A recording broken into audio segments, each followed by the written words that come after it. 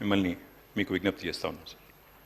అధ్యక్ష, ముందుగా 10 ఏళ్ల తర్వాత తెలంగాణ గురించి ప్రస్తావించే ముందు 10 ఏళ్ల ముందున్న పరిస్థితులు కూడా ఒక్కసారి మననం చేసుకోవాల్సిన బాధ్యత మనందరి మీద ఉంది అధ్యక్ష. 2014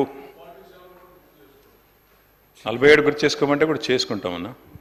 అంటే మీరు మాట్లాడిన ప్రతి ఒక్కరూ sir running commentary deputy CM చేస్తే ఎట్లా సార్?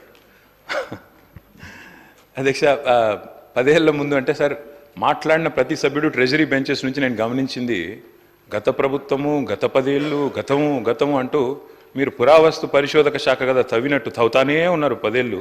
సో మాకు కూడా తప్పదు కదా సార్. ఎందుకంటే గౌరవనీయులు పెద్దలు బట్టి విక్రమార్క గారిని నేను అభినందిస్తున్నాను సార్. ఎందుకంటే వారు ఆర్థిక మంత్రిగా ఈరోజు బడ్జెట్ ప్రవేశపెట్టారు.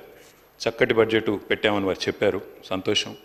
అధ్యక్ష, వారు మరింత ఉన్నతిని సాధించాలని తప్పకుండా ఆ కూర్చున్న కుర్చీలోంచి అవసరమైతే భవిష్యత్తులో పక్క కుర్చీలోకి కూడా పోయే విధంగా వారికి దేవుడు ఆ శక్తిని, ఆ ఆశీర్వాదాన్ని కొడివ్వాలని మనసారా కోరుకుంటాం. మీరంటే ఆ గౌరవం ఉంది. మీరు ఇక్కడ కూడా చక్కగా అప్రాప్రియేషన్లో గతంలో కూడా మాట్లాడారు. కాబట్టి వారికి అభినందనలు. అధ్యక్ష, ఇప్పుడు 10 ఏళ్ల ముందు పరిస్థితుల్లో నేను ఊరికే అనలేదు సార్, ఎవరి మీద విమర్శ చేయాలని కూడా చెప్పట్లేదు. ముఖ్యమంత్రి గారు కూడా మొన్న మాట్లాడినప్పుడు ఒక మాట అన్నారు. 10 ఏళ్ల నాడు తెలంగాణ రాష్ట్రం ఏర్పడ్డప్పుడు జూన్ 2014లో ఒక పరిస్థితి ఎట్లా ఉంది రాష్ట్రంలో అన్నాడు, ఒక అనిశ్చిత పరిస్థితి ఎట్లా ఉంది చెప్పడానికి నేను ప్రయత్నం చేస్తాను. ఆ రోజుల్లో కిరణ్ కుమార్ రెడ్డి గారు ముఖ్యమంత్రి.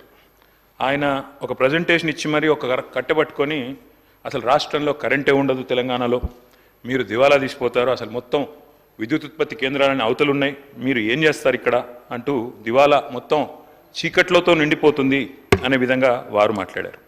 ఇంకా కొంతమంది పెద్దలైతే ఈ రాష్ట్రానికి పెట్టుబడులే రావు, ఉన్న పెట్టుబడులే పోతాయి, కొత్త పెట్టుబడులు ఎక్కడి నుంచి వస్తాయి తెలంగాణకి అనే కొంతమంది ఆ ధోరణిలో మాట్లాడినారు. తర్వాత శాంతి భద్రతల విషయంలో కూడా చాలామంది మాట్లాడారు.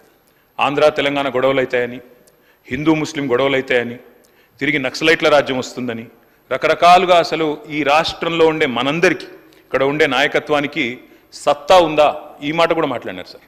తెలంగాణ వాళ్ళకి పరిపాలనా సామర్థ్యం ఉందా అని కూడా మాట్లాడిన రోజులు ఆ రోజు వెంకటరెడ్డి గారు, తర్వాత ఇంకా మిగతా మిత్రులు చాలామంది అందరం కూడా ఉద్యమంలో ఉన్నాం. ఈ మాటలన్నీ మనం కూడా విన్నాం. కానీ